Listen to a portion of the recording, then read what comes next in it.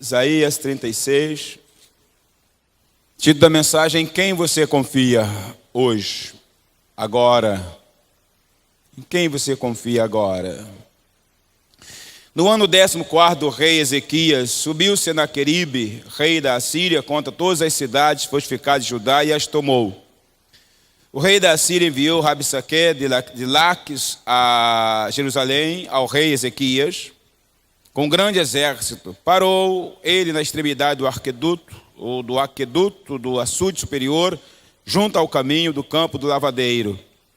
Então saíram a encontrar-se com ele Eliaquim, filho de Ilquias, o mordomo, Sebina, o escrivão, e Joá, filho de Asaf, o cronista. Até aqui.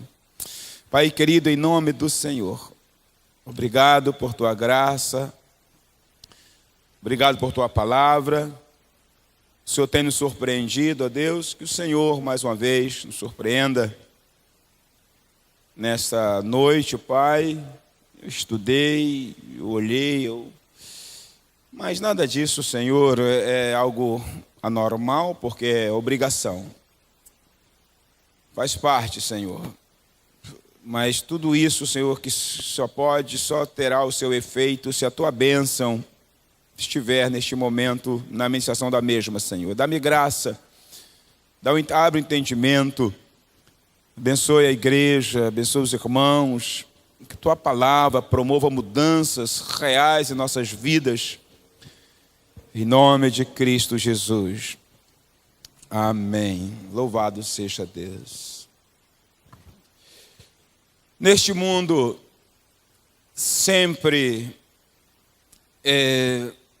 estamos vivendo no limite da nossa fé.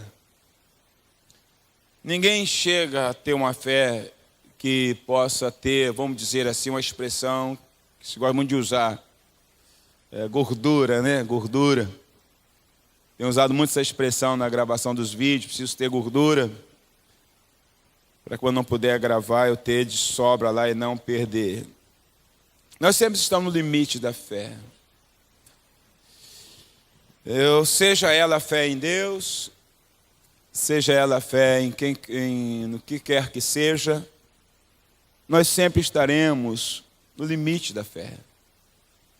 Ninguém chega a um estágio de fé que pode se dar o luxo de, em grande situação, você usá-la e ainda sobrar. Além do mais, esse limite, ele é testado cada vez que enfrentamos novos desafios. Cada vez que um desafio novo vem à nossa vida, talvez esse limite exija algo mais, talvez ele se esgote. E além disso, precisamos entender que a fé demonstrada em Deus ontem ou no passado pertence ao ontem, pertence ao passado. Ela pode ter servido de degrau, de base, de patamar, para você caminhar, mas ela é passado. Ela não vai te ajudar hoje nos seus desafios para hoje. Entenda bem o que eu disse. Assim como você sobe uma escada de 10 degraus, pisando no primeiro e cada um te leva para o próximo, assim é a fé. Ela te ajudou a caminhar, mas ela é passado. Ela pertence ao passado. Ela ficou lá. É preciso entender que grandes vitórias que obtivemos no passado foram importantes, mas ela não garante que você, nos próximos desafios que você esteja enfrentando, aquela experiência do passado talvez te ensine alguma coisa, mas não garante essa vitória. Talvez mostre que Deus é fiel, mas a atitude de confiar em Deus você precisa ter agora. Você precisa ter hoje. Não adianta, mas lá no passado Deus fez isso. Amém. Mas muitas pessoas que hoje estão no mundo, estão amargando derrotas, tiveram grande experiência com Deus no passado. Mas onde estão hoje? Portanto, Vitor, voltando nesse ponto, você está sempre nesse limite. Você nunca está com sobras. Cada vez você é testado. E à medida que o tempo passa, muitas vezes os problemas, os desafios, eles se tornam maiores, eles crescem. E cada vez Deus te leva ao estaca zero. Ou, se eu posso usar essa expressão, ou seja, Deus permite que você chegue a determinadas circunstâncias que você precisa crescer na fé novamente. Você precisa se revestir buscando a graça de Deus para esta nova etapa. Você já percebeu que quando você enfrenta um grande problema, um grande desafio, parece que você tem que começar tudo de novo na sua fé? Parece que Deus te esvazia. Parece que você está oco por dentro nessa questão da fé. Portanto, você vai ter que decidir em quem confiar a cada desafio da sua vida, a cada momento da sua vida, a cada jornada. Você sempre começa um grande desafio sentindo-se na estaca zero. É por isso que você nunca está preparado para o que Deus tem para você. Nunca estamos preparados. Podemos ter passado por grandes experiências com Deus. Podemos ter construído grandes coisas com a graça de Deus. Mas se Deus colocar um novo desafio, você vai se sentir novamente incapacitado para tal empreitada. Sempre estamos no limite. Sempre precisamos ser renovados. Decidir se vamos continuar crendo, confiando em Deus, ou se vamos olhar atrás. Esse texto nos dá uma grande lição sobre isso. Eu li Isaías, porque Isaías começa numa parte, já omitindo algumas coisas. Mas Isaías não fala da primeira parte. Isaías entra na vida de Ezequias 14 anos depois de ele ter começado, com 25 anos, a governar no lugar do seu pai. Foi o rei Acaz, foi um péssimo rei, aliás, um rei maligno. Isaías esquece 14 anos. Ele vai direto a um grande desafio que esse rei enfrentou. Mas para a gente entender e dar base a esta mensagem, dentro de 3 coisas que eu quero falar, eu preciso voltar 14 anos atrás. Quando Ezequias começou a governar, assumiu o governo de Judá, no lugar de seu pai Acaz, como eu já disse, que foi um péssimo rei, um idólatra. O seu pai chegou ao ponto de abandonar a Deus e mandar fechar o templo do Senhor. Quando Ezequias assumiu, logo o primeiro ato do seu primeiro ano de mandato, vamos dizer, usar essa expressão, foi reabrir o templo. Ele mandou reabrir o templo do Senhor. Ele mandou dar uma geral, reformar, porque o Acaz e os seus seguidores idólatras destruíram o templo. Ele mandou limpar, reformar, deu uma verdadeira geral no templo. Depois ele trouxe os levitas, trouxe os sacerdotes, para novamente restabelecer o culto ao Senhor, estabeleceu os músicos que Davi tinha levantado, e fez tantas coisas, exortou o povo a ser fiel a Deus, a obedecer a palavra, celebrou a Páscoa, que há muito tempo ela não vinha sendo celebrada. Ele foi uma pessoa que demonstrou uma ousadia de fé de maneira extraordinária. Ele demonstrou uma confiança em Deus. Ele queria Deus na sua vida. Ele queria governar com a graça de Deus. E Deus o abençoou. Deus o ajudou, ele prosperou. Mas 14 anos depois, Senaqueribe, rei da Assíria, vem e invade Judá. Ele captura todas as cidades fortificadas de Judá. E ele também quer capturar Jerusalém. Então ele manda Rabsaque, devia ser um general, um comandante dele, para afrontar Ezequias, propondo a rendição. E o que Ezequias faz quando isso acontece? Vamos ver no livro de 2 Reis, no capítulo 18. Vamos dar uma olhada. 1 Reis 18.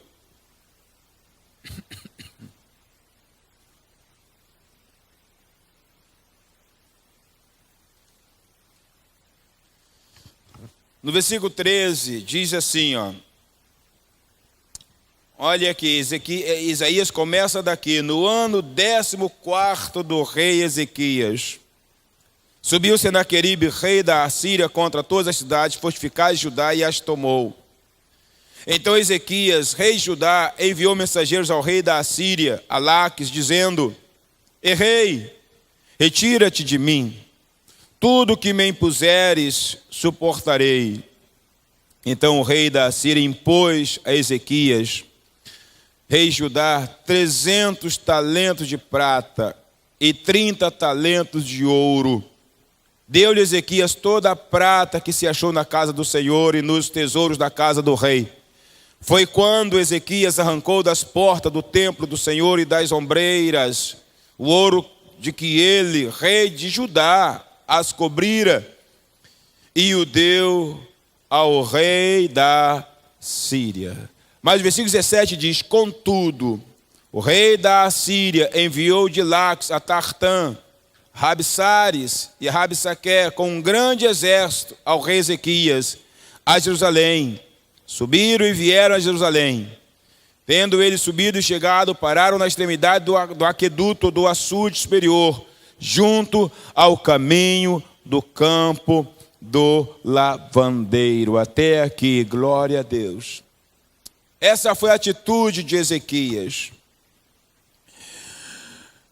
Ele que tivera um início maravilhoso de confiança em Deus, que havia tido uma atitude de obediência ousada para o Senhor. Quando ele vê que o rei da Síria invadiu a terra e vai marchar contra Jerusalém para tomá-la, ele que tinha quebrado alianças, ele diz: o que você quer? Em outras palavras, fala que eu faço para sair da terra, para não atacar Jerusalém. O rei então estabeleceu esse valor em dinheiro.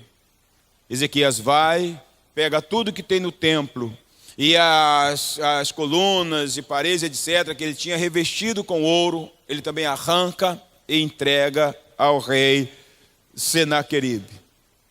Mas isso não adiantou nada, porque o rei recebeu tudo, mas não foi embora. Não voltou atrás, mas continuou afrontando a Ezequias, mandando alguém para falar com ele. Este homem, irmãos, demonstrou uma grande fé, mas ele precisava agora tomar uma decisão. Ele precisava agora, a situação era outra. Agora o desafio era maior. O gigante era maior. Reformar a casa de Deus, acabar com a idolatria, exortar o povo a buscar o Senhor, estabelecer normalmente cultos, e os sacerdotes, etc. Foi importante, mas não era tão difícil, era questão de atitude, era questão de coração, de querer buscar a Deus. Não foi tão difícil, não é tão difícil certas coisas que a gente sabe que tem que fazer e precisa fazer. Não é tão difícil tomar uma atitude quando a gente está novo, muitas vezes na fé, quando a gente está empolgado. Não é tão difícil, mas agora havia um gigante na vida que estava afrontando Ezequias. E esse gigante não era bobo. Rabsaque, ou seja, o rei da Síria não era bobo. Rabsaque era só o enviado dele, um dos soldados, o comandante dele. Ele não era ingênuo, ele era sagaz. Agora Ezequias tinha que tomar uma atitude. Tudo aquilo que ele fez foi importante. Deus o abençoou. Deus mostrou o que era com ele. Mas agora ele estava diante de um novo desafio, um desafio alto, e ele precisava decidir em quem confiar. Ele precisava tomar uma atitude. Tudo o que ele fez foi importante, já disse, mas agora a situação era diferente. A princípio, ele tenta resolver de forma humana, mas não mudou nada. A princípio ele tenta resolver através de acordos, te dou dinheiro, vai embora. Mas não adiantou nada. Ele precisava tomar uma atitude. Ele estava sob pressão. Irmãos, é como eu disse no início, a cada dia, a cada nova etapa, nós não sabemos o que Deus tem para a gente lá na frente. Não sabemos os propósitos, não sabemos o que pode acontecer, não sabemos uma enfermidade que pode surgir, um casamento que pode estar em declínio, não estou dizendo que acabar, mas pode entrar em declínio, uma situação de um acidente, uma perda de emprego, há uma série de coisas que surgem e que vêm nos desafiando e que nós precisamos decidir se vamos continuar crendo em Deus ou não. Voltando para Isaías. Que Isaías pega da parte que Rabsaque invade Judá, 14 anos depois. Como eu disse, o rei da Síria não era bobo. Ele percebeu algo interessante.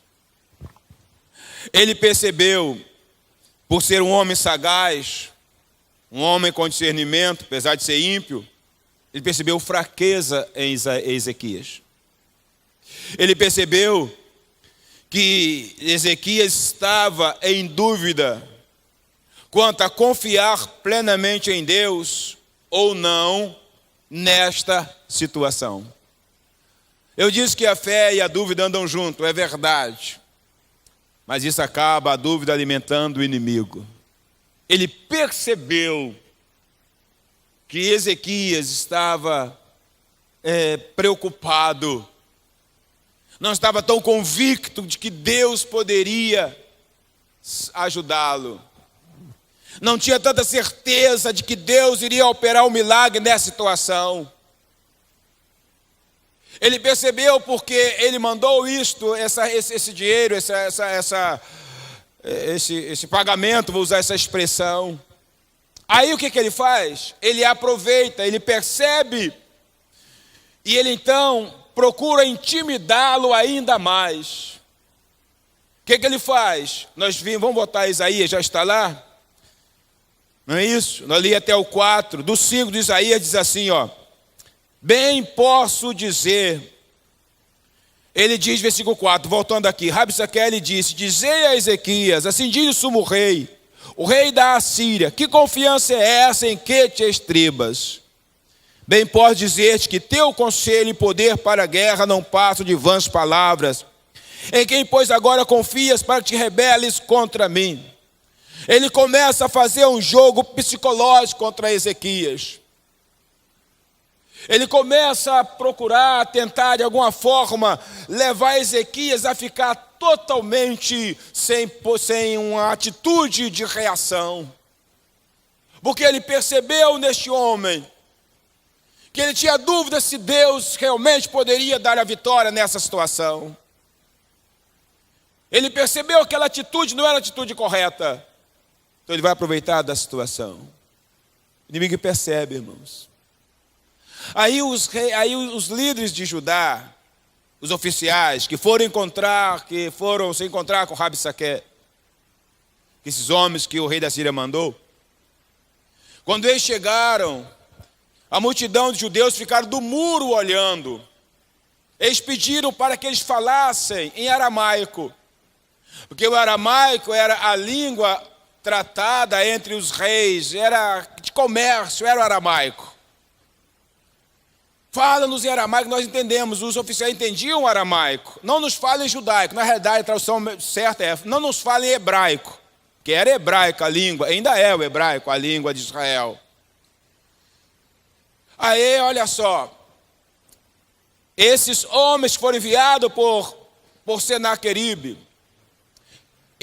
com isto eles percebem cada vez mais que os oficiais também estão tremendo de medo, que eles têm os oficiais agora na palma de suas mãos.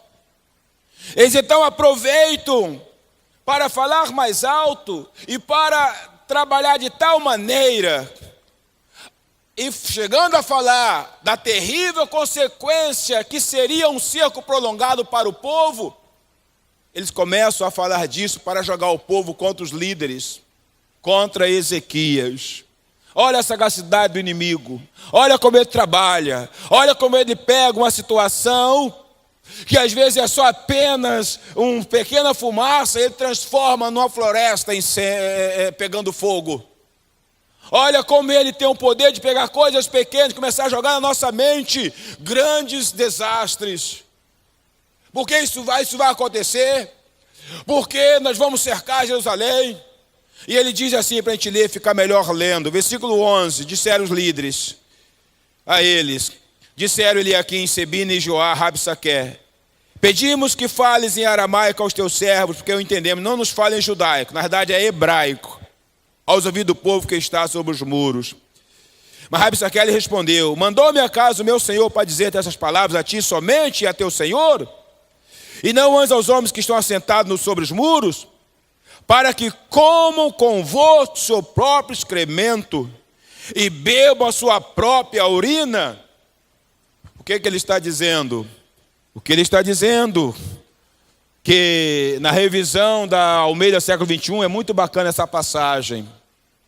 Porque ele está dizendo, porque vocês comerão da própria excremento, beberão da própria urina. Ou seja, o cerco seria tão terrível, que eles teriam que comer de estercos, como já aconteceu na história de Israel, na época passada, ou ir beber também da própria urina, porque a água seria cortada, que entrava para a cidade, canalizada para entrar na cidade, por causa de um cerco. E eles estão jogando terror na mente das pessoas, na mente dos judeus, para que os judeus então pressionassem todos a se render ao rei da Síria. Quantas vezes o diabo levanta pressão sobre nossa vida, fazendo se render às circunstâncias, se render aos problemas, se render às pessoas. E nós estamos vivendo um período em que pessoas estão se rendendo a uma desesperança que quer se instalar nesse país, aliás, se instalou, mas quer se instalar no coração do povo de Deus. Ele começa a pressionar. Olha, e às vezes você tenha cuidado que ele está usando pessoas para te pressionar. Eles perceberam que os oficiais judeus também estavam apavorados. O rei lá já tinha tentado barganhar e nada. Quando eles dizem assim, olha, fala em aramaico, a gente entende aramaico. Fala em inglês, a gente entende inglês. Não fale em português. Traduzindo para a nossa realidade, para entender bem isso. Eles eram sagazes. Irmãos, o diabo é sagaz. Ele não é bobo. Ele então percebe, aumenta o tom de voz, fala em hebraico, que eles falavam hebraico também, para que todo o povo ouvisse, de forma que o povo pressionasse o rei e os oficiais, os líderes, para se render à Síria. Será que você está sob pressão? Talvez seja pressão porque você está vendo a situação, mas talvez essa pressão seja pessoas, alguém, talvez alguém até muito íntimo, está te pressionando, para você se render às circunstâncias, para você tirar os olhos do Senhor e dizer, não tem mais jeito, porque o tom do rei da Síria era, ninguém escapa das minhas mãos. Nem se o Senhor que vocês estão confiando, ninguém vai escapar. Ele continua falando: porventura alguém escapou? Alguém foi capaz, algum Deus foi capaz de livrar a sua cidade, o seu povo, o seu país do meu Senhor, ou seja, do rei da Síria? E eles vão crescendo em zombaria. Para quê? E ele chega ao ponto de oferecer algo, dizendo: se rendam, e eu vou levar vocês para uma boa terra. Vocês vão poder viver lá bem. Eles começam a falar, e por aí afora. Versículo 14, ele diz: não vos engane o rei. Assim diz o rei: não vos engane Ezequias, porque não vos poderá livrar. Não deis ouvido a Ezequias. E ele vai dizendo, por aí, eles vão humilhando. Tudo para levar o povo a se render às circunstâncias. Irmãos, se nós bobearmos, a gente aceita a pressão, seja de qual área for, e se rende aos problemas. A gente baixa a cabeça. A gente acaba sendo muitas vezes confrontados. E é verdade. Fulano tem razão. Mas será? Será que não é pressão? Será que não é pressão? Isso foi levando Ezequias a ter que tomar uma atitude. No versículo 22, então Eliaquim, filho de Hilquias, o mordomo, e Sebina, o escrivão, e Joá, filho de Asaf, o cronista, rasgaram suas vestes, vieram ter com Ezequias e lhe referiram as palavras de Rabi Saqué. Contaram tudo a Ezequias o que ele tinha falado. Neste momento, então, Ezequias precisou tomar posição. Ou ele se rendia, ou ele confiava plenamente em Deus. Ou você se rende e abandona teus sonhos, teus objetivos, ou você continua confiando em Deus. Mas saiba que o inimigo vai sempre pressionar para você se render às circunstâncias, perder a esperança, perder a fé, perder a confiança. Enfim, ele vai fazer isso. Ele vai tentar sempre trazer essa pressão sobre a sua vida. Ezequias teve que tomar uma decisão. Quando ele ouviu essas coisas, a arrogância do rei, ele chegou que menosprezou até o próprio Deus.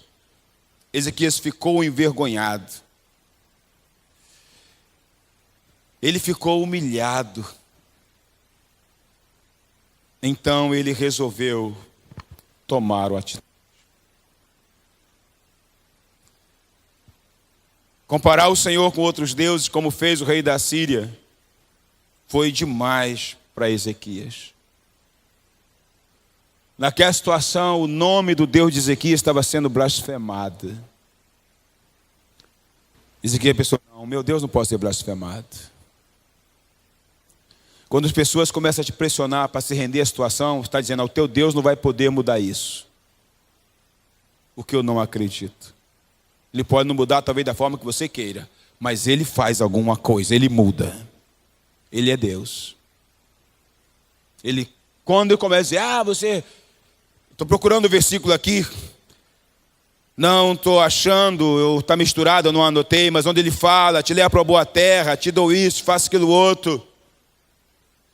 Pessoas que dizem: não, você tem que se render a mim, eu sou melhor, eu sou isso, aquilo outro. Ele está duvidando de que teu Deus pode mudar a situação, está duvidando da tua fé.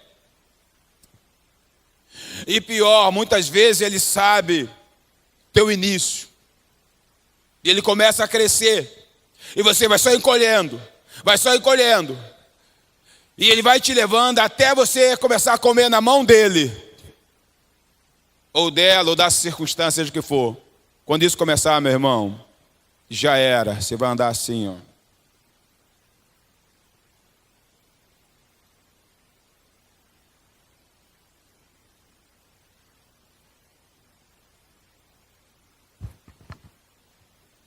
Já era, meu irmão. Ele está dizendo, teu Deus não pode mudar essa situação. Não adianta orar. Quem você confia? Teu Deus não pode fazer nada. Ezequias disse, aí foi humilhação demais. Começou a tomar atitude. A primeira atitude que ele fez está no capítulo 37. Ele tomou coragem. Foi à casa do Senhor. E enviou mensageiros até Isaías para pedir que o profeta intercedesse pelo povo. Diz assim, tendo o rei Ezequias ouvido isto, rasgou as suas vestes, cobriu-os de pano de saco, e entrou na casa do Senhor. Então enviou a Eliaquim, o mordomo, a Sebina, o escrivão, e aos anciãos dos sacerdotes, com vestes de pano de saco, ao profeta Isaías, filho de Amós, os quais lhe dissessem, assim diz Ezequias, este dia é dia de angústia, de castigo, de opróbrio, que filhos são chegados à hora de nascer e não há força para dá-los à luz. Tamanha era a incapacidade de se livrar daquela situação. Porventura o Senhor teu Deus terá ouvido as palavras de Rabsaque, a quem o rei da Síria, seu senhor, enviou para afrontar o Deus vivo, e repreenderá as palavras que o Senhor ouviu, faze, pois, tuas orações pelos que ainda subsistem. Essa postura de Ezequias foi muito importante. Porque sua fé, ele começa a reavivar aquela fé que caracterizou o início da sua caminhada. Quando ele teve um grande zelo por Deus. Quando ele deu uma geral na casa do Senhor e foi de forma ousada e corajosa. Quando promoveu uma reforma. Quando restabeleceu o culto ao Senhor e fez tudo mais, ele agora estava voltando a confiar em Deus e ter zelo pelo seu nome. Ele está voltando agora a crer que aquela situação Deus pode mudar. Ele já tomou a primeira atitude. Ele foi à casa de Deus. Talvez Ezequias há muito tempo que já não ia à casa de Deus. Talvez Ezequias já estivesse de alguma forma diminuindo cada vez mais as orações no templo. Ele pediu a intercessão. Isso mostra que ele está sendo renovado. Que a confiança está voltando. Que ele levantou a cabeça. Estava voltando a ter zelo por Deus. O Deus o qual ele começou a servir de todo o coração. Ele foi à casa de Deus. Isaías teve uma palavra de Deus para ele. Nesse período, o rei da Síria teve que sair para ir para combater o rei da Etiópia, que estava vindo guerrear contra o rei da Síria. Mas ele era tão soberbo, tão arrogante, porque o inimigo acha que quando você está na mão dele, tu não tem como sair. Ele acha que em certas situações não adianta nem clamar a Deus. Não adianta sonhar. Não adianta, ele te oferece um paliativo. Fica com isso. É ser assim mesmo. Se contenta. Afinal de contas, não vai poder mudar. Afinal de contas, foi você que arrumou essa confusão. Foi você que se meteu nessa enrascada. É verdade, nós somos especialistas em nos meter em enrascada, mas Deus é especialista em nos tirar das enrascadas. É uma grande verdade. Se falar, foi você que se meteu nessa confusão, não é nenhuma novidade. Mas existe um Deus tem o poder e é especialista em tirar a gente de enrascada, em dar recomeço, em trazer alegria, em colocar sonhos, em trazer novos sonhos. Ele era tão abusado que ele mandou cartas através desses seus capangas, seus generais, com as mesmas palavras para afrontar Ezequias. No versículo 10 ele diz assim do capítulo 37, Assim falareis a Ezequias, rei de Judá: não te enganes o teu Deus, em quem confias, dizendo: Jerusalém não será entregue nas mãos do rei da Síria. Já tens ouvido o que fizeram os reis da Síria a todas as terras, como as destruíram totalmente. E crês tu que te livrarás? Porventura os deuses das nações livraram os povos que meus pais destruíram? Gozã, Arã, Recém, etc. Onde está o rei de Amate, e o rei de Arpade, e o rei da cidade de Sefavaim, e de Ena, e de Iva? Mas sabe o que Ezequias faz agora, a segunda atitude? Ele não pede oração, ele mesmo vai orar. Ele pega a carta. E é interessante como ele entra na presença de Deus. Ele não entra com desespero, ele tomou postura, ele voltou, como disse Deus para Josué: vista suas calças. Ele voltou a vestir suas calças. É a expressão, né? Levanta-te, porque estás prostrado. O original significa mais ou menos: põe as suas calças. Ele olhou para o passado. Ele olhou que Deus sempre foi fiel com ele. Ele pega essa carta e ele não vai chorar perante Deus. Ele não vai dizer: ó Deus, olha só o que está acontecendo, defenda. Não. Ele começa a perceber que a situação era uma batalha entre Deus e o rei da Síria, e não o rei da Síria e ele. A Bíblia diz que a nossa luta não é contra a carne nem contra o sangue, mas contra os dominadores deste mundo, os principais potestades, que atuam nas regiões celestiais. Começa a perceber que a rendição dele seria vergonha para o seu Deus. Começa a perceber que ele fora levantado para que Deus pudesse ser honrado através da atitude dele. Quantas vezes Deus permite situações em nossa vida com o único objetivo de que a nossa vida possa ser, Ele possa ser honrado através das nossas vidas. Ele começa a perceber que aquilo Deus havia permitido, que a sua vida era uma plataforma para a exposição da glória de Deus e do poder de Deus. Quantas vezes a gente se rende a essas circunstâncias? Quando Deus permitiu que Faraó fez o povo voltar para o mesmo lugar, de retorno de frente para o Mar Vermelho, e ficar sem saída, Deus disse: eu vou ser glorificado em Faraó. Nós não entendemos que essas coisas não é para nos derrotar a princípio, mas para envergonhar o nome daquele Deus, do nosso Deus, o qual nós sempre afirmamos: Ele pode todas as coisas e Ele tem o melhor para a minha vida. E se essa situação e tal não é o melhor, Ele vai me dar o melhor. Ao nos derrotar, a grande alegria de Satanás ao nos jogar para baixo, não é porque nós caímos, é porque nós envergonhamos o nome de Jesus. Ele afronta o nome do Senhor. Ezequias percebe.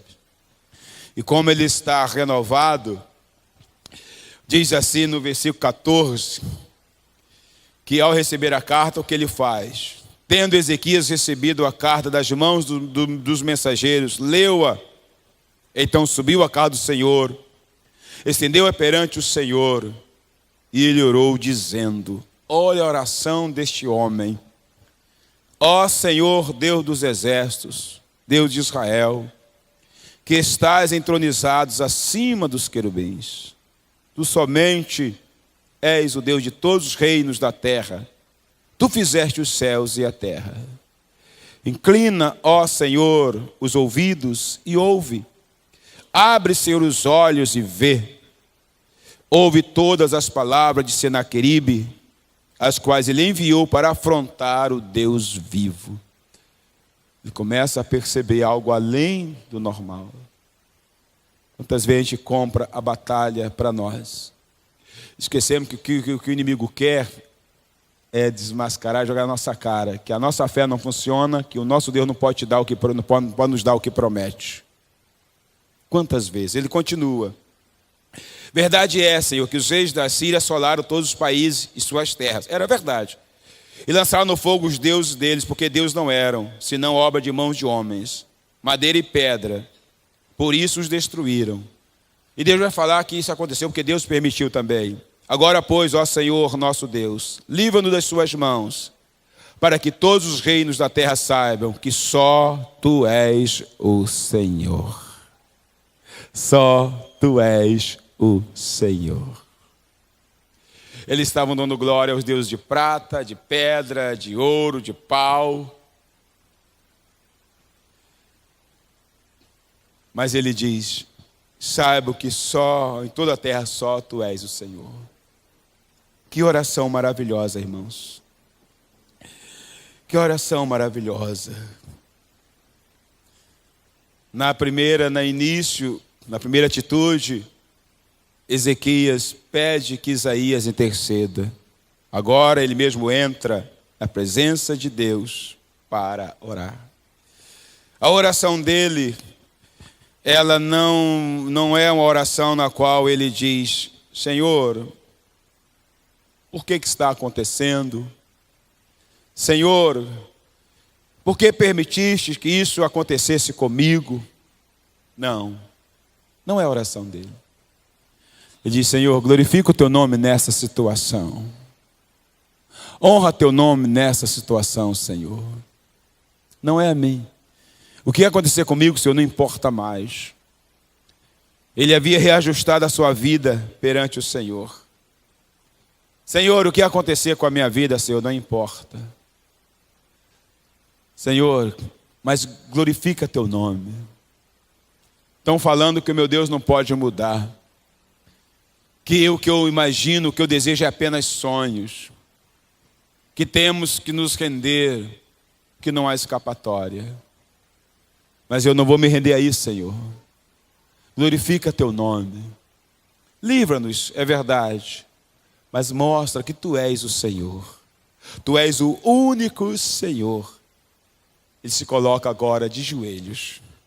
Deus respondeu esta profunda oração dizendo, entre outras coisas, que tudo que Senaqueribe fez e conquistara, fez com as nações, conquistando-a, foi por ele, porque ele havia determinado. Tudo o que acontece, acontece por uma permissão de Deus de um jeito ou de outro. Às vezes até as coisas que nós achamos que foi uma atitude nossa, até foi, mas Deus estava conduzindo a situação. Ele começa a falar, mas ele diz que agora ele iria colocar o seu anzol em seu nariz.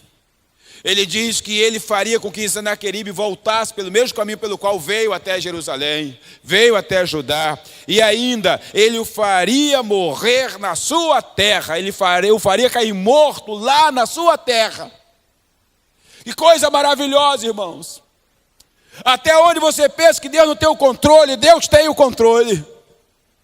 Até nas situações você acha, eu que fiz isso, é verdade, mas Deus já sabia todas as coisas. E os planos que Ele tem na tua vida não vão mudar. Ao contrário, Ele vai trabalhar, acertar, através de dores, através de luta, através de decepções, etc. Mas Ele não vai falhar para o que Ele preparou para você. Ele não falha.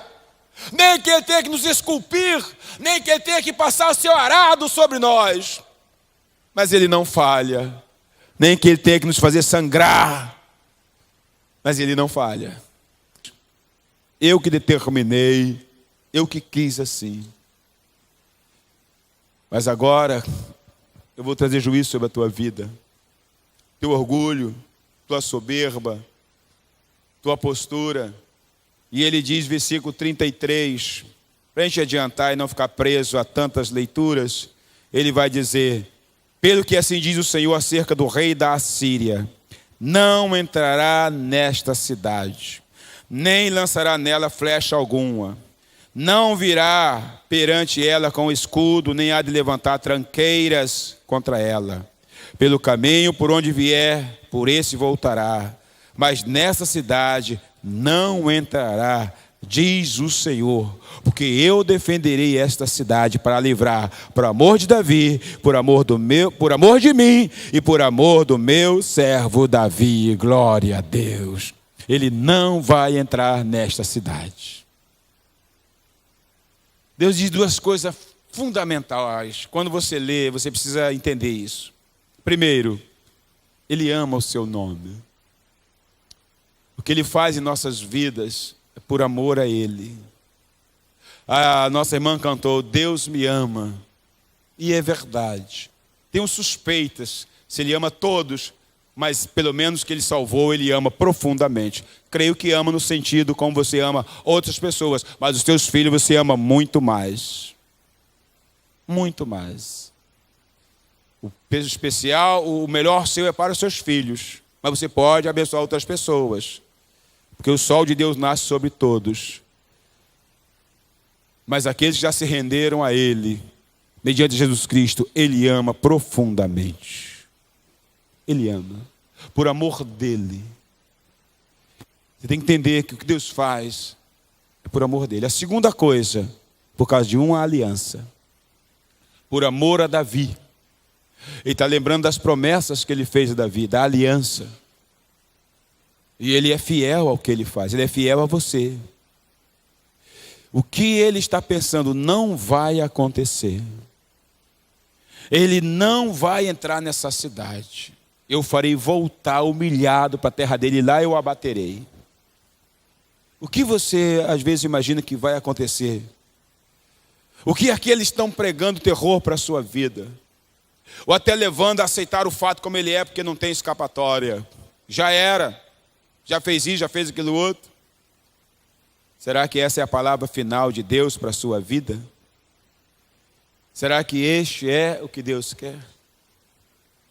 90% dos casos não acontece. Não acontece. Deus traz mudanças. Deus traz livramento. Não vai entrar nesta cidade. O mal não vai prevalecer.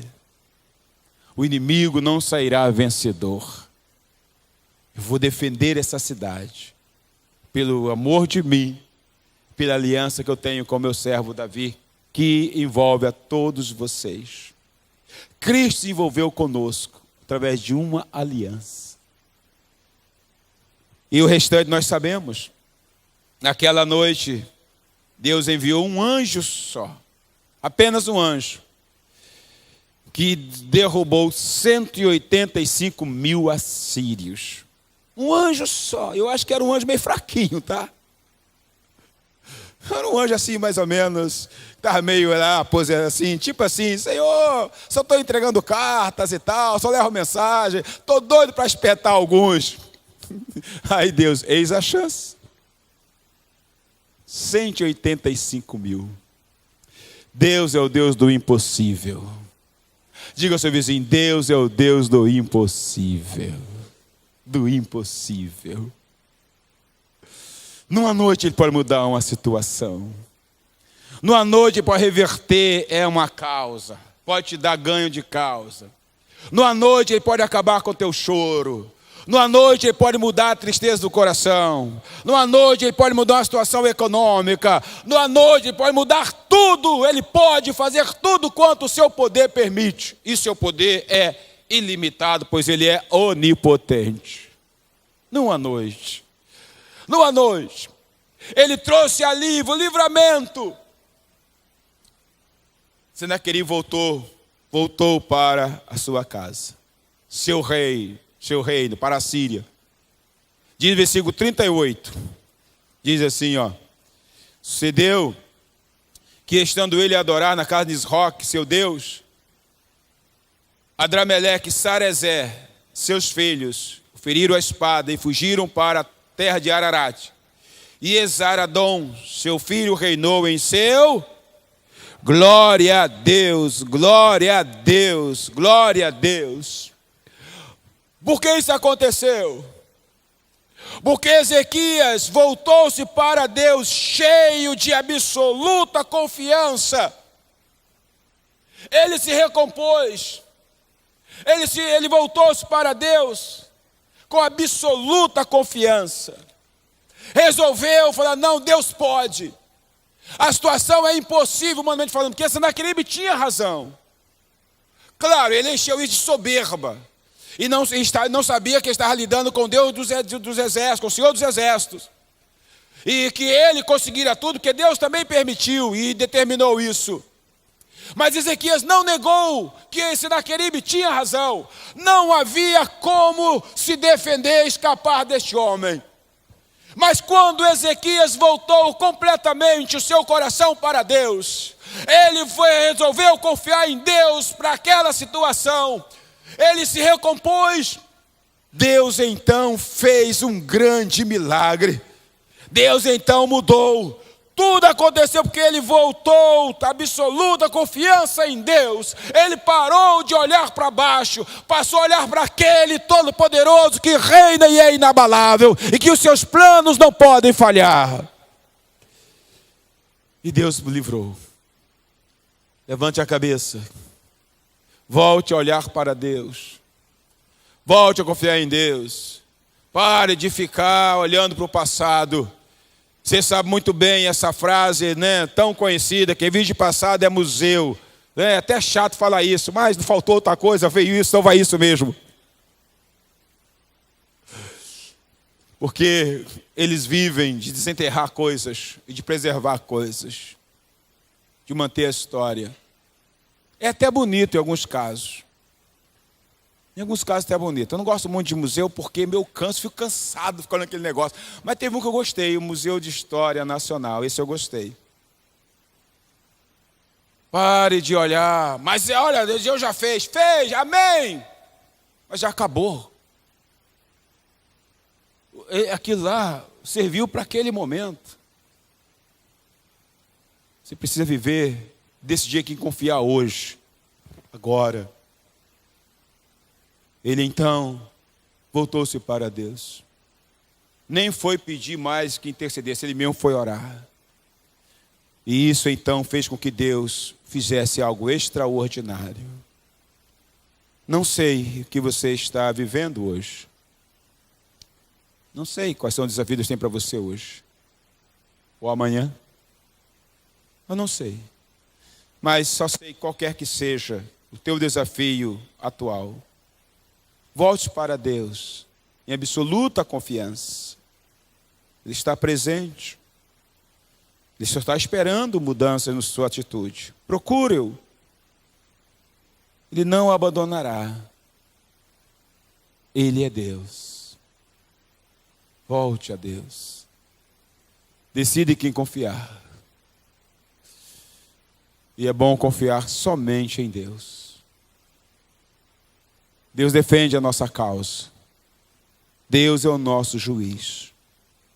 Agora, há uma ironia neste final aqui. Muito interessante. Ezequias entrou na casa de Deus. Recebeu livramento. Recebeu vida. Foi renovado. Alívio. Paz. Senaqueribe entrou na casa do seu Deus e foi morto. Olha que ironia. Qual é a diferença? O seu Deus era um Deus falso. O Deus de Ezequias, o nosso Deus, é um Deus real e verdadeiro.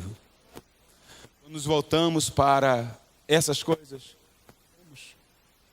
morremos espiritualmente falando, é claro, apagamos, quando desistimos, olhamos para trás, quando cedemos, mas quando resolvemos mudar de atitude e confiar em Deus, recebemos livramento, conforto, paz, recebemos vida. Que Deus te abençoe em nome de Cristo Jesus.